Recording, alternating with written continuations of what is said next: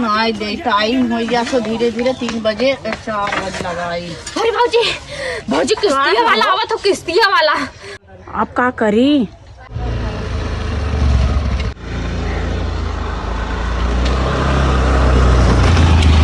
अरे हमारे भाऊजी तू हमके अनाथ बनाओ हमारे भाऊजी।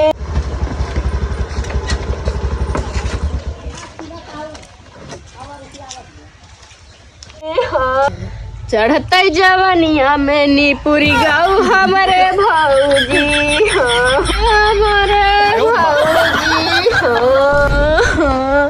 आ जाओ कि दिन ले बका हमारे भैया।